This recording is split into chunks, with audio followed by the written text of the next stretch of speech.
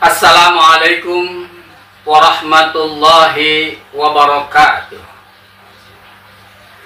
Kaum muslimin yang dirahmati Allah, salah satu perintah ibadah yang disunnahkan bagi kita umat Islam melakukannya di saat kita berada di bulan Dzulhijjah, tepatnya di hari raya Idul Adha atau 3 hari sesudahnya yang disebut dengan Yaumut Tasyrik, adalah menyembelih hewan kurban untuk mengikuti jejak pengorbanan yang dilakukan oleh Nabi Allah Ibrahim alaihissalam yang mendapat perintah Allah untuk menyembelih putranya Ismail. Sebagaimana diceritakan dalam firman Allah dalam Al-Quran surat As-Saffat ayat 102. Falamma balagha ma'ahu sya'ya qala ya bunayya inni ara fil manam anni azbahuka fanzur maza tara. Qala ya abati if'al ma tu'maru satajiduni insya'allahu minas sabirin. Maka tatkala anak itu sampai pada umur di mana ia sanggup berusaha bersama-sama ayahnya, Ibrahim pun berkata, "Hai anakku, sesungguhnya aku melihat dalam mimpiku bahwa aku menyembelihmu. Bagaimana pendapatmu?" Ismail pun menjawab, "Wahai ayah, lakukanlah apa yang diperintahkan Allah kepada ayah. Insya Allah ayah akan mendapatiku termasuk orang-orang yang sabar." Peristiwa penyembelihan Ismail oleh ayahnya Ibrahim alaihi salam diabadikan oleh Allah Subhanahu wa ta'ala dalam bentuk perintah untuk berkurban.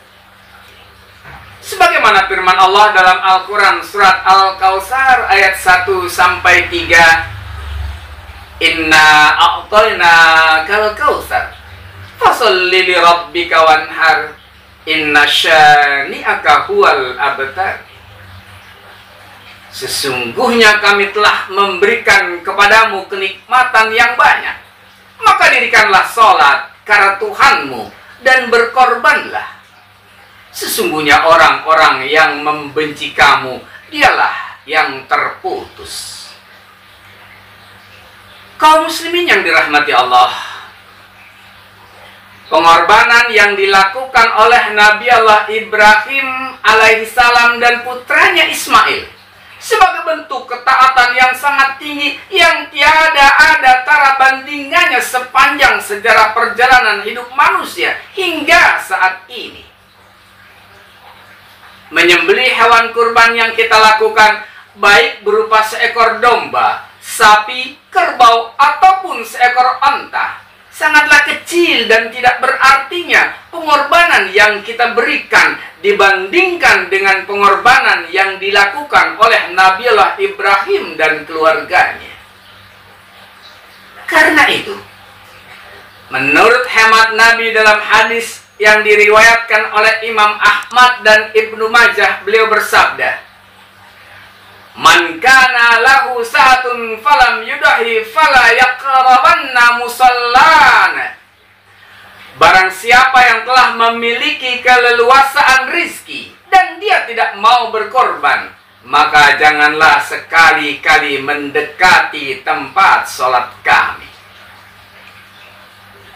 Dalam hadis yang lain, "Man kana lahu sa'atun walam yudahi falaisa minni." Barang siapa yang telah memiliki keleluasaan rizki dan dia tidak mau berkurban, maka dia bukanlah lagi dari golonganku.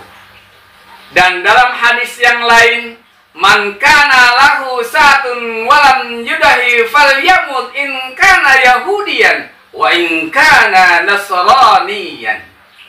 Barang siapa yang telah memiliki keleluasaan rizki dan dia tidak mau berkurban, maka jika dia mati, pilih mati dalam keadaan Yahudi atau mati dalam keadaan Nasrani.